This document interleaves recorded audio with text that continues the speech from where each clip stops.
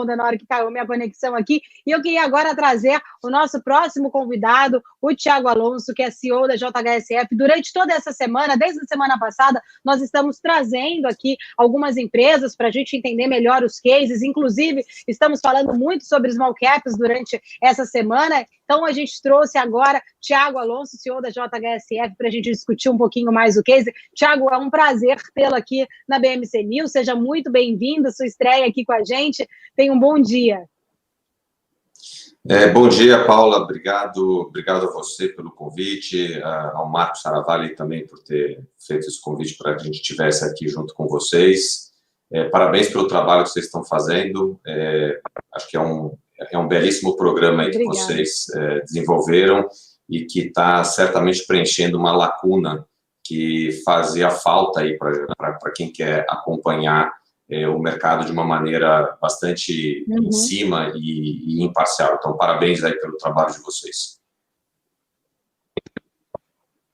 Muito obrigada. Realmente, essa é a missão da BMC News. Estamos aqui sempre para ouvir as empresas, ouvir os cases diferentes, falar do mercado, repercutir isso, de certa forma, poder trazer ferramentas para os investidores que estão sempre ligadinhos aqui na BMC. Começar a nossa conversa, Thiago, eu acho que é uma pergunta-chave que eu sempre faço para todas as empresas que chegam aqui para a gente entender melhor o case, mais de uma forma geral, sobre a JHSF, explicar um pouquinho para a gente, para as pessoas que ainda não conhecem tão bem o case, que você falasse um pouquinho do modelo de negócio, área de atuação, uma visão geral da empresa como um todo para a gente. Legal. A JHSF é uma empresa com quase 50 anos, que tem o foco de atuação bem destacado no segmento de alta renda, e ela realiza negócios através de prover soluções em moradia, em consumo, hospitalidade, gastronomia e viagens para esse público de alta renda. De uma maneira bem sucinta, é isso que a gente pode falar da empresa. Acho que ao longo do bate-papo a gente vai detalhando essas 4 grandes áreas de atuação que nós temos. Legal. Thiago, durante a pandemia, a gente viu aí um movimento muito grande das empresas que foram praticamente obrigadas a migrarem um pouquinho para o meio digital por conta de todas as restrições impostas por conta da questão do isolamento. Queria saber, a JHSF intensificou também sua estratégia digital, colheu bons frutos com isso? Queria que você falasse para a gente um pouco sobre esse case das projeções para o digital da empresa. A resposta é sim, a gente já vem com um trabalho digital em marcha desde 2016, 18, 19 e 20 foram anos importantes para a gente no sentido de lançar produtos. Então, por exemplo, em 2018 nós fomos a primeira empresa de shopping center do Brasil a ter um aplicativo de abrangência nacional e bastante focado nesse público de alta renda. Ano passado, nós fizemos o lançamento do aplicativo que é voltado para a comercialização de unidades imobiliárias que estão no estoque da companhia também de forma digital. Essas 2 ferramentas, quando nós vimos as consequências que o processo da pandemia trouxe, quer para fechamento dos shoppings, quer para fechamento de estandes comerciais, da atividade de incorporação que a gente desenvolve, eles já estavam prontos, eles já estavam ativados. Então, foi muito mais focar a atuação da companhia digitalmente naquele momento, na sua relação com o cliente, do que ter que tirar alguma coisa do zero. Mas também nós tiramos algumas coisas do zero nesse momento. Então, nós identificamos um gap num dos nossos empreendimentos com relação a uma maior oferta de alimentação pronta, e isso foi o embrião de um produto que nós lançamos, que é o CJ Food, que ele faz toda a parte de captação de pedidos e também o delivery de restaurantes de alta gastronomia. Então, eu acho que o pensamento digital já está dentro da companhia, está bem permeado dentro da liderança.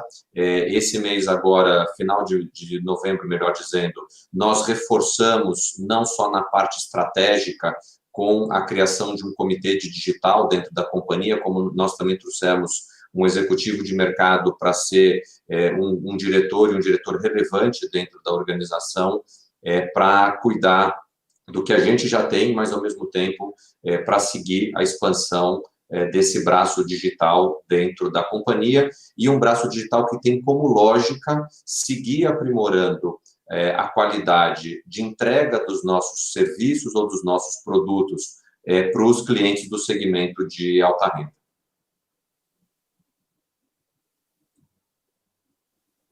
A HSF está ali visualizando já para 2021. Paulo, eu só vou pedir para você repetir o início da sua pergunta, porque para mim ficou mudo. Eu não sei se a gente está com problema de conexão, mas eu não ouvi. Claro. Eu queria que você falasse para a gente os desafios que vocês, como JHSF, já estão olhando. Quais são os principais desafios que vocês acreditam que vocês terão no próximo ano? Eu acho que os desafios do próximo ano... Eu sou daquelas pessoas que não acreditam que no dia 31 de dezembro a gente zera o odômetro, né? É uma continuação. Então, os desafios do próximo ano já são aqueles que a gente está vivenciando agora, né? Acho que é um desafio de como acompanhar a retomada das atividades, aquelas que foram mais impactadas, né? No nosso caso aqui, a parte dos shopping centers, a parte dos restaurantes, a parte dos hotéis, e o filme que a gente vem assistindo aí ao longo dos últimos meses, ele é um filme que cada dia esse cenário vai ficando melhor do ponto de vista de voltar ao estado anterior.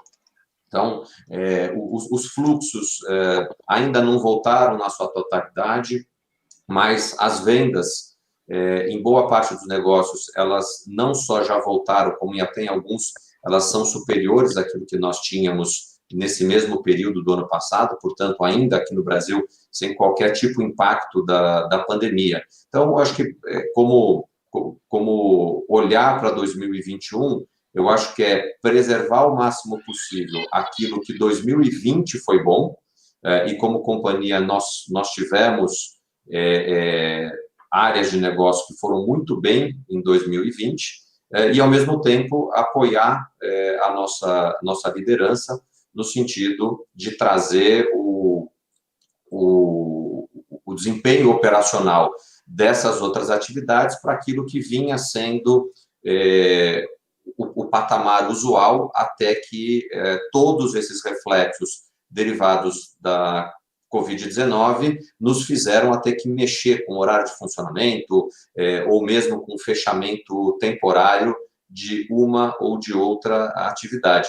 Mas, no geral, acho que como companhia, nós chegamos ou chegaremos no início de 2021 numa condição ainda mais forte do que aquela que nós entramos em 2020. Legal, eu queria trazer o Marco Saravalli para a nossa conversa aqui, que eu sei que o Marco tem bastante perguntas aqui para o Thiago. Fica à vontade, Marco. Bom dia, Thiago. Obrigado pela participação e pela transparência, disponibilidade de sempre, né? Acho que isso que é o importante em todas as empresas, mas o Thiago sempre é acessível, né? Então, primeiro, salve, Saravalli. Para quem ainda não conhece, é assim que eu cumprimento o Saravalli toda vez que a gente está junto. Então, um prazer aqui. Eu vou repetir, parabéns pelo sucesso aí do trabalho que vocês estão fazendo. Eu estou bastante feliz em acompanhar a realização do que a gente sabe que é um projeto aí de muito tempo, seu, da equipe como um todo. Então, parabéns aí. Obrigado. Ô, Thiago, eu vou fazer uma pergunta aqui, que eu sempre sou o advogado do diabo, né, nas perguntas. E tem uma pergunta, inclusive, aqui do Alexandre, mas entender todo esse contexto, né? A gente viu até não vou usar muito esses adjetivos, mas assim, a gente teve uma demanda muito forte, né, na parte de incorporação da companhia. E pegar um exemplo aqui, ser um economês bem simplista, né? São Paulo se mudou para o interior ou para algum condomínio da JHSF, ou outros condomínios, e agora, recentemente, eu também fui para a praia. Parece que também uma parte de São Paulo também se mudou para a praia, né? E a gente tem uma demanda muito forte que acho que continua, né? Assim, as empresas voltando, mas tem uma parte também que vai ter, virou a segunda residência, virou a primeira residência. e ao mesmo tempo a gente tem aumento de preços aqui de material de construção, escassez, enfim. Você acha que pode ter uma preocupação na parte de incorporação de falta de materiais e, ao mesmo tempo, ter que aumentar os preços? Enfim, como é que isso se traduz em talvez alguma dificuldade de venda ou não, né, de algum produto de vocês? E se, naturalmente, tem que se traduzir também em preços, porque a gente já está vendo aumento de preços em outros segmentos da construção civil, né? Olhando para o segmento de incorporação como um todo, né, da JHSF. Eu aqui acho que a gente tem que primeiro entender que o setor de construção, né, e é um setor no qual a gente, como incorporador, busca fornecimento, ele está passando por um momento bastante aquecido. Apesar da pandemia, e aí qualquer dado econômico segmentado por setor de atuação, a gente percebeu que durante esses 9 meses que a gente está sob aí o efeito mais forte da pandemia, não houve contração de consumo de material de construção, muito pelo contrário, houve crescimento do consumo disso, e é óbvio que a cadeia de suprimentos ela está consumindo a sua capacidade e está aproveitando de uma maneira normal dentro do ambiente de negócios para fazer reposicionamento dos seus preços. Então, aqui tem sim um ponto de atenção. Eu ontem, inclusive, trocava algumas mensagens com um outro desenvolvedor imobiliário, e a gente estava conversando um pouquinho exatamente sobre esse ponto do risco que as empresas que estão totalmente vendidas no lançamento, elas vão enfrentar agora de pegar uma cadeia de suprimento mais demandada e com uma propensão a repassar esses custos para um desenvolvedor imobiliário que já se comprometeu com o preço, né? Então, eu acho que quem está com esse modelo de negócios, e felizmente o nosso modelo de negócios ele é bem diferente disso, é um ponto que a gente sempre pontua. Acho que o mercado cobra muito VSO, VSO, VSO, VSO, e a gente tem dizendo o seguinte: o VSO, ele é bom, porém tem que tomar cuidado de você não sair 100% vendido num lançamento e pegar um cenário que pode ser um cenário de você ter que corrigir preço e você já não ter mais estoque para fazer aquela correção de preço. Então, assim, tem empreendimentos nossos que, do lançamento do ano passado para agora, a gente já reajustou de 25% a 30% o valor de venda da unidade. Então, de uma certa maneira, não ter vendido todo o estoque no lançamento, ele criou uma proteção para as margens do empreendimento, que deixa a gente bastante tranquilo. Então, a nossa maneira de gerenciar empreendimento a empreendimento é sempre com uma cabeça de quanto disposição de caixa que a companhia tem a cada um desses empreendimentos. E por isso que a gente faz da maneira com que a gente procura fazer esse processo de crescimento da venda dos estoques. Mas eu acho que sim, tem um sinal amarelo aqui dentro da indústria com relação a essa questão dos custos, e aí eu acho que cada empresa vai ter a sua estratégia de como lidar com isso.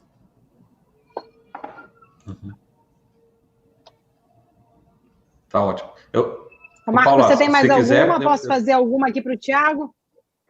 Eu tenho um monte de perguntas, mas pode fazer, depois eu volto aqui. Não, inclusive eu ia fazer uma provocação para o Thiago, porque a gente fala muito de small cap, né? Mas eu acho que tem algumas empresas que vão deixando, né, aquela característica de small cap, porque inclusive é mais para o time de RI também que está junto com o Thiago, mas lembrando também que a JHSF está entrando no índice Bovespa, né? Pelo menos é o que a gente tem a primeira prévia aí, as prévias do índice, né? Então, acho que é uma ação que vai ganhando também mais volume, mais negociação, enfim, tende a acontecer. Mas, Thiago, eu queria falar um pouco depois, um pouco menos eu acho que todo mundo vai falar aqui, mas falar um pouco eu tenho apelidado aí do kit vacina, que depende um pouco de confiança, da retomada da população, né, retomar sua rotina normal, né, e aí que afeta um pouco dos outros negócios, principalmente a gente está falando de hotelaria, gastronomia, como é que a gente já tem isso? A gente já consegue trazer alguns números mais atualizados para quem está assistindo aqui dos shoppings, não necessariamente detalhes, né? Mas os números têm sido bons, outubro, novembro, começo de dezembro. Como é que tem sido isso, principalmente hotelaria, shopping, gastronomia, enfim, esse segmento que depende um pouco mais da retomada mesmo, principalmente da confiança, né? E se você puder também falar um pouco de 2021, como é que tem uma sinalização, se segue essa tendência do que a gente tem visto? Vamos lá. Acho que a pergunta é bem interessante. Em shoppings, a gente, inclusive, anunciou, tem questão talvez de uns 10 dias, nós soltamos um comunicado ao mercado com esses números. Então, estou bem à vontade para falar. No mês de outubro, nós vimos as vendas nos nossos 2 principais shoppings, que é o Shopping Cidade Jardim, em São Paulo, e o Catarina Fashion Outlet, que fica a meia hora de São Paulo, e aqui eu já volto para dar mais contextualização de Catarina, crescendo 34% o Cidade Jardim e 36% o Catarina contra vendas do ano passado. Então, eu acho que aqui a gente consegue mostrar que esse setor, ele continua vendendo bastante bem. A parte de hotelaria, eu acho que a gente tem que saber separar 2 universos. O universo da hotelaria de lazer, da hotelaria de negócios. Eu até estou com esse assunto super fresco na cabeça, antes da gente ter esse bate-papo, eu estava numa reunião com o time que faz a gestão de hotéis, a gente estava exatamente desenhando aqui cenários para o ano que vem. Então, o que a gente está vendo é o seguinte, os hotéis de lazer, com uma taxa de ocupação muito alta e com tarifas médias praticadas também num patamar historicamente elevado. Isso tem muito a ver com aquele fenômeno que você descreveu agora há pouco, de ter um êxodo das grandes cidades em direção vamos dizer, ao interior ou a outras partes aí para o litoral. E isso não é um fenômeno apenas no Brasil, isso é um fenômeno que a gente está acompanhando no mundo como um todo, né? Então, a sensação que passa para a gente desse processo, e isso acho que vai ter impactos para nós como desenvolvedor imobiliário, não nos próximos 2, mas nos próximos 5, nos próximos 10 anos, é uma percepção de que existe por parte da população uma busca por melhor qualidade de vida. O equilíbrio entre qualidade de vida e oferta de serviços, ele ainda estava muito, talvez, comprometido com o fato de que boa parte desses serviços, que são importantes para compor a qualidade de vida de um pedaço da população, eles só eram disponíveis nas grandes metrópoles. Aqui eu estou falando do comércio, estou falando do serviço, hospital, escola e por aí vai. Então, esse processo que a gente viu acontecer durante a pandemia, de famílias que tinham uma segunda residência, quer na praia, quer num condomínio relativamente perto de uma metrópole, e elas foram para lá, isso já mostra que a casa ou o ambiente em que eles vivem nesses lugares tem algum atrativo melhor do que a casa que eles vivem ou viviam dentro da cidade de São Paulo. Agora, o que está muito claro para a gente é que a fixação no longo prazo dessas famílias nessas localizações, ela vai estar intrinsecamente ligada com o que aquela cidade, aquele município, aquele entorno oferecer a essas famílias do ponto de vista desses itens mais básicos, porém essenciais, como saúde, como educação, como serviços, como comércio. Então, eu acho que a gente já vinha com uma leitura de uns 4, 5 anos para trás, de que os nossos clientes que estavam construindo casas na Fazenda Boa Vista, estavam fazendo casas muito confortáveis, casas maiores do que as casas que eles moram em São Paulo, sinalizando um desejo de ter lá o lugar para passar mais tempo. E essa experiência da Covid, ela fez com que todos nós mergulhássemos de uma maneira quase que compulsória num test drive, né? Eu estou colocando aqui entre aspas, de um novo modelo de vida, de uma nova... A gente teve a oportunidade de experimentar algo diferente. E o grande fato é que as pessoas gostaram. Só que manter essas famílias lá vai depender de como é que vai acontecer por parte dessas cidades, né? Essa aceleração do processo de trazer para perto de si esses serviços essenciais. E é nesse contexto que o projeto que nós estamos desenvolvendo, vizinho à Fazenda Boa Vista, que é o Boa Vista Village, ele já tinha, e esse é um projeto, para quem não conhece, cujo lançamento é anterior ao processo da pandemia, ele já tinha previsto uma área para fixação de comércio e de serviços de quase 25 mil metros quadrados de área bruta locável. Nós incluímos dentro desse projeto 5 prédios de escritórios que a gente começou a comercializar agora, nesse momento, e teve um cliente nosso que ele quis comprar todos os prédios. A gente falou, opa, alguma coisa aqui de fato está começando a acontecer. Ontem, no final da tarde, eu recebi a ligação do dono de uma asset aqui de São Paulo, perguntando quando é que a gente vai ter áreas para escritórios disponíveis num outro complexo no interior que nós temos, e esse é conectado ao Catarina Fashion Outlet, que é o Catarina Town. Então, a gente está vendo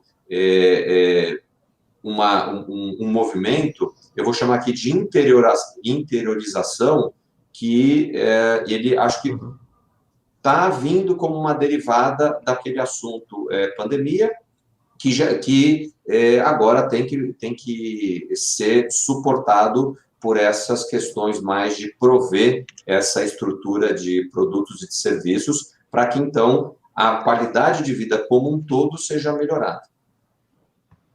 E aqui só dando um passo para trás, eu esqueci de fazer o comentário só da questão da conexão do Catarina com essa questão da interiorização, né? Então, assim, Saravali e Paula, o fato de que as cidades ali que circundam o Catarina, como Itu, Sorocaba, Porto Feliz, São Roque, essas cidades, elas receberam uma população nova, e essa população olhou para um ativo como Catarina como o local onde ela pode ir para encontrar aquela experiência da cidade grande que, tirando o trabalho que eu acho que a JHSF está fazendo aí já há alguns anos, tem pouca gente fazendo. Se a gente fala ainda no patamar de qualidade que a JHSF está fazendo, tem menos ainda. Então, eu acho que as decisões estratégicas que a companhia tomou há 10 anos atrás de crescer na linha oeste do estado de São Paulo, portanto, indo na direção de onde fica o Catarina Fashion Outlet e o São Paulo Catarina Aeroporto Executivo. E um pouquinho mais para frente, onde está a Fazenda Boa Vista, a gente hoje está colhendo os frutos de ter feito esse movimento, e um movimento, pelo que tudo indica, ele deve seguir por mais algum tempo. O Thiago, eu queria trazer rapidamente o Alex para a nossa conversa, que ele também tem uma pergunta aqui para você. Fica à vontade, Alex, pode fazer. Obrigado, Paula. Bom dia, Thiago. Eu tenho 2 perguntas. A primeira é sobre o empreendimento CJ Shops, o novo empreendimento da JHSF. Se puder comentar um pouquinho, falar dos diferenciais desse empreendimento com outras unidades também de luxo, e também falar sobre a expansão do aeroporto Catarina, os últimos fatos públicos que a companhia tem divulgado. Legal. Obrigado pelas perguntas, Alex. Vou começar pelo São Paulo Catarina Aeroporto Executivo. Dia 16, que é semana que vem, na quarta-feira, a gente completa 1 ano que inaugurou o aeroporto. Nós inauguramos o aeroporto com 2 hangares, E quando chegou em abril agora de 2020, a gente foi surpreendido com uma demanda mais forte do que aquela que estava projetando. Nós batemos na capacidade de hangaragem e iniciamos um processo de expansão, saindo de 2 hangares e indo para 5 hangares, né?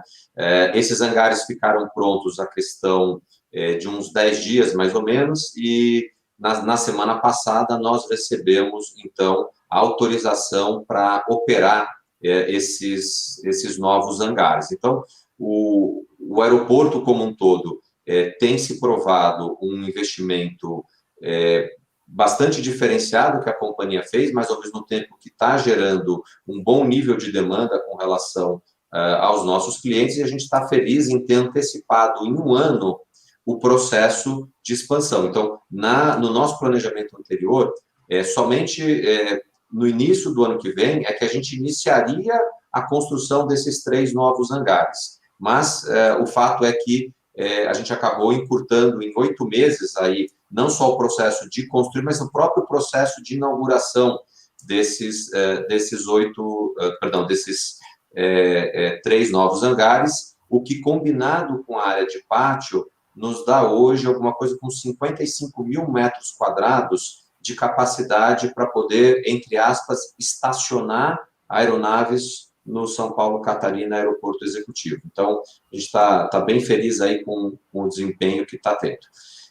Mudando para a sua outra pergunta, que era a pergunta do CJ Shops, primeiro que eu queria deixar aqui um convite para quem ainda não foi e mora aqui em São Paulo, para ir conhecer, e quem não é de São Paulo, também numa próxima vinda a São Paulo, não deixar de passar lá. Fica na rua Adoc Lobo, entre as ruas Sarandi e Vitório Fasano, que é a parte talvez mais nobre do bairro dos Jardins. O Jardins é um bairro que foi por muito tempo o berço da indústria de alto padrão, ou do comércio de alto padrão, melhor dizendo, aqui na cidade de São Paulo, e que há talvez 15, 20 anos atrás ele começou a perder aquelas lojas que foram para shopping centers, e aquela região da cidade ficou desatendida. Nós percebemos esse gap que estava ali aberto, e então desenvolvemos o CJ Shops Jardins, cuja finalidade foi trazer de volta para o bairro, que é um dos bairros de maior renda média na cidade de São Paulo, um centro de comércio e de serviços, aonde aquela população do próprio bairro dos Jardins reencontra com o seu lado de tendência. Então, é um shopping mais compacto do que os grandes shoppings, e a ideia é exatamente essa, porém com muita conveniência, com muita integração de físico com digital. Ontem, inclusive, nós inauguramos uma loja operada pela JHSF, que é a CJ Fashion Store.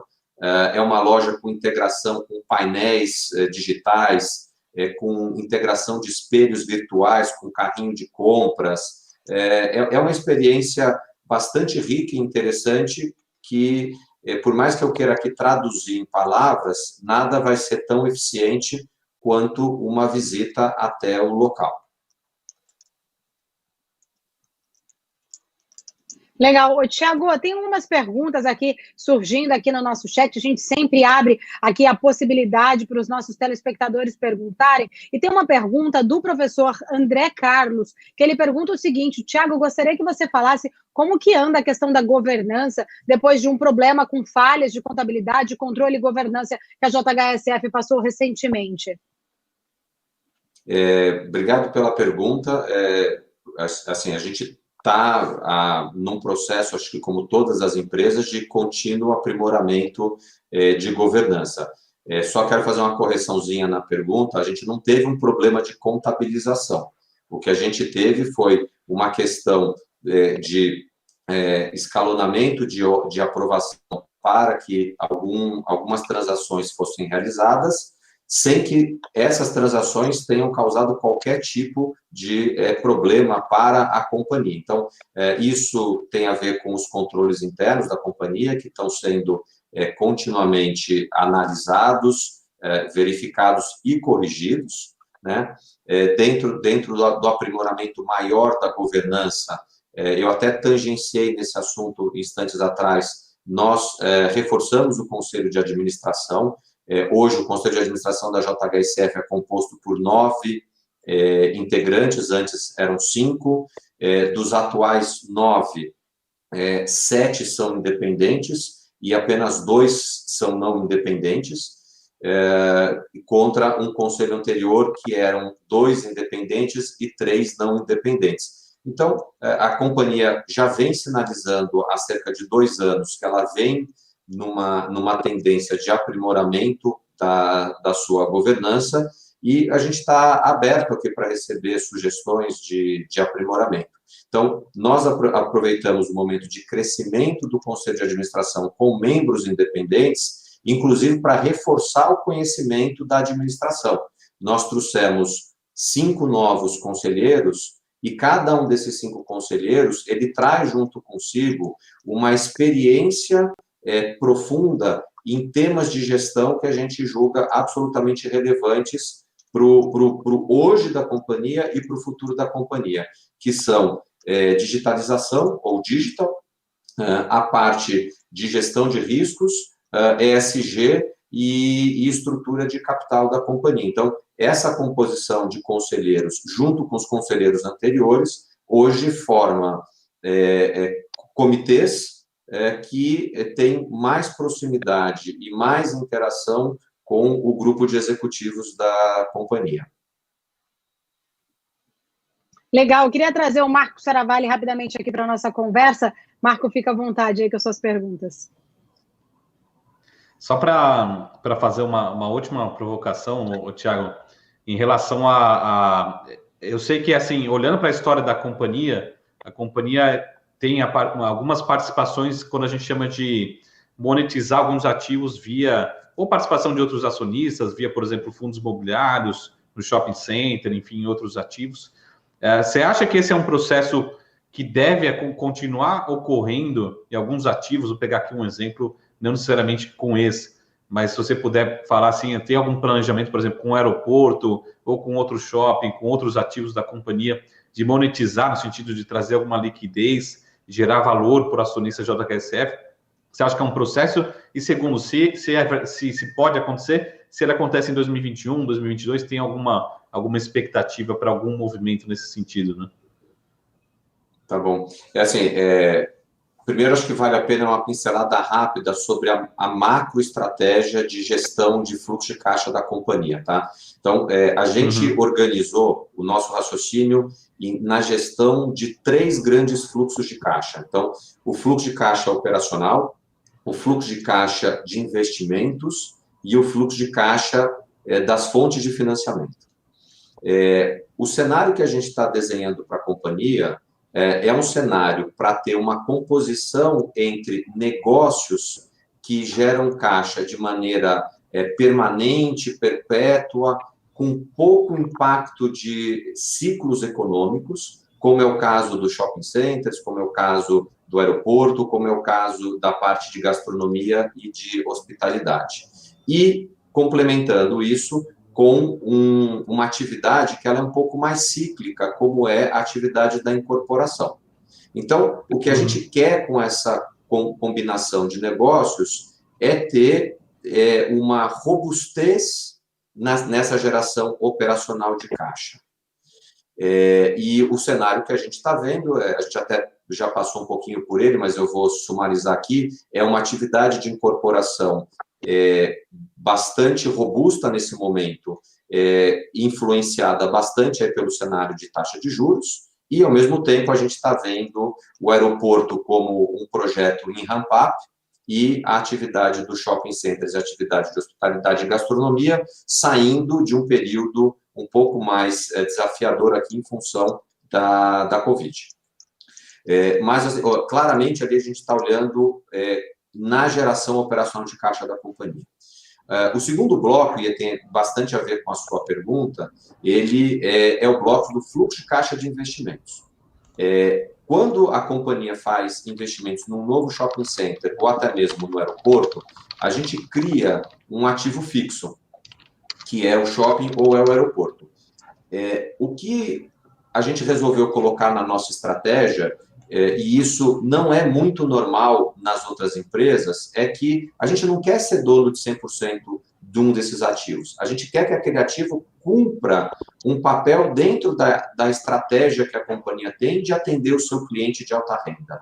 Então, dentro dessa lógica, quando a gente constrói um shopping que tem 100%, basta a companhia preservar 51% ou 50,1% daquele ativo, que ela consegue preservar a capacidade de administrar aquele ativo e, ao administrar o ativo, criar uma composição de mix que seja sinérgica e aderente ao posicionamento de público que a companhia tem. O que eu falo para shopping também se aplica para aeroporto. Então, esses dois negócios que nós temos de capital intensivo, ele prevê, investe capital, depois cria a oportunidade para desinvestir capital. Então, esse movimento nós fizemos de 2016 até 2018, vendendo participação minoritária em shopping centers, e em algum momento a gente pode ver o mesmo acontecer com relação ao excesso de controle que nós temos com relação ao aeroporto. E, por fim, para a gente fechar o raciocínio da nossa estratégia, tem a estratégia de gestão do fluxo de caixa dos investimentos. A companhia hoje tem uma situação de caixa e de liquidez extremamente confortável, que coloca a gente numa situação de dívida líquida zero, negativo, inclusive. Tá? Então, o que a gente também está olhando dentro desse cenário? Que a preservação da liquidez do caixa da companhia, num cenário de perfil de dívida muito alongado, ele reduz bastante riscos de refinanciamento. Então, o que hoje a gente tem é uma companhia que está olhando para os seus segmentos de atuação lá no fluxo de caixa operacional, e esses segmentos, eles estão num momento positivo. 2, com uma estratégia de não crescer a sua base total de ativos, com essa lógica de reciclar capital, como já foi passado, e, por fim, uma gestão do fluxo de caixa dos investimentos muito baseada na questão de muita liquidez com perfil de endividamento longo.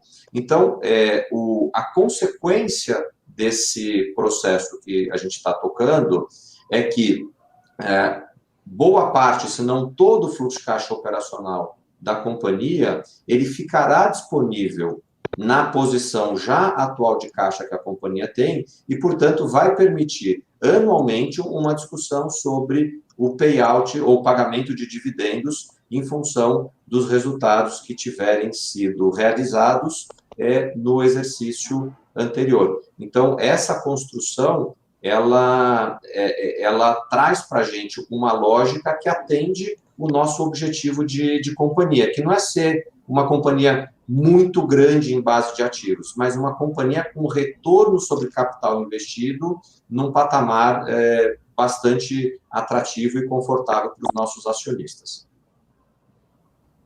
Muito bom. Thiago, só para ter um assunto, que inclusive foi um assunto de ontem, coincidentemente, assim, na verdade, afetou uma outra empresa bem pequenininha, e aí é um assunto muito legal para quem é paulistano aqui. Então, a gente poderia fazer um programa só especial sobre esse assunto, mas eu queria fazer uma pergunta direta, assim, se sim ou não, né? Que acho que é um pouco da visão de vocês, porque envolve, talvez, alguns projetos de vocês, da JHSF. Mas saiu uma notícia aí do desenvolvimento, da despoluição do Rio Pinheiros, né? Desenvolvimento imobiliário na região, né? Falando até de venda de alguns ativos ali a gente tem uma usina, né? Aqui no Rio Pinheiros, né? Detida por uma concessão aqui de uma outra companhia aberta. Mas a pergunta é simplesmente direta. Será que a gente pode ter daqui 2, 3 anos um nosso Puerto Madeiro, algo assim, mais brasileiro, no sentido aqui no Rio Pinheiros? Está chegando mais próximo? É isso que a gente deve ver nessa região ali? Para quem não conhece São Paulo, aqui uma região muito próxima do centro financeiro, enfim, aqui da marginal do Rio Pinheiros. Você acha que é viável, é possível? A gente está chegando nessa possibilidade de ter uma praia aqui para os nossos paulistanos? Uma praia eu acho difícil, né? Assim, acho difícil, porque praia, para mim, remete a água salgada, tudo, e o rio é um rio de água doce. Mas, assim, Saravalli, a gente acompanha bastante de perto esse projeto. Ele é um projeto do governo do estado de São Paulo, é um projeto que busca despoluir o Rio Pinheiros e tornar com que as margens do rio, e não é só do Rio Pinheiros, ele depois estende também ao Rio Tietê, que essa margem, a exemplo do que acontece em diversas outras cidades no mundo, a gente pode aqui citar Paris, pode citar Madrid, toda a grande cidade europeia, se a gente parar para perceber, ela é cortada por um rio. O que o Rio Pinheiros ele precisa ser algo que não seja agressivo à população, mas que ele seja mais convidativo. Então, existe um trabalho, como eu dizia atrás, que o governo do estado de São Paulo está desenvolvendo no sentido de impedir com que dejetos e esgoto chegue ao rio, e isso cria um rio fedido, um rio morto. Então, parte desse processo é impedir a chegada de água, mas parte desse processo é dar vida a essa margem dos rios, e dar vida com pessoas. Na verdade, é criar parques lineares ao longo do rio, onde as pessoas possam andar de bicicleta, mas sem sentir um cheiro ruim de uma água que está ali podre, parada, como é o que acontecia e ainda acontece em alguns momentos, com relação ao rio. E por que a gente acompanha isso bastante de perto? Porque o trecho que está sendo olhado, talvez de forma primeira, ele é um trecho que fica exatamente em frente aonde a companhia tem o seu maior shopping center e aonde ela tem um land bank que é bastante expressivo. Então, a gente acompanha esse assunto, a gente participa desse assunto, e aqui colabora e quando pode, torce para que ele dê certo, porque isso, para a cidade de São Paulo, é positivo, e para os negócios da companhia também pode ser positivo, na medida que deveria resultar numa valorização dessa região de entorno, região essa que a companhia tem um estoque de terrenos bastante expressivo. Bom, queria agradecer imensamente a participação do Thiago aqui com a gente. Tem mais alguma pergunta aí? Podemos finalizar, Marco? Já são 12h, 18 minutos. A gente sabe que a agenda do Thiago é apertada aí. Fica aqui o nosso agradecimento, viu, Thiago? Não, eu que agradeço vocês, aí, inclusive com relação à questão do horário. Eu, inclusive, estou saindo daqui onde eu fiz esse bate-papo com vocês e estou indo lá para os shops para encontrar com alguns clientes e alguns parceiros de negócio, que a gente marcou reuniões lá na parte da tarde. E queria deixar aqui reforçado o convite para quem ainda não passou por lá. A gente está recebendo todo mundo com todas as questões de protocolo de saúde, álcool gel, máscara, etc. e tal. Então, fica aí o convite para ir conhecer o CJ Shops Jardins.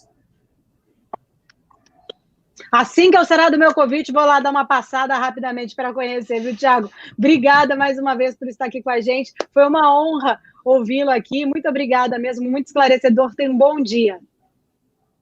Obrigado, Paula. Obrigado, Saravalli. Bom final de semana para todos. Bom dia. Bom dia.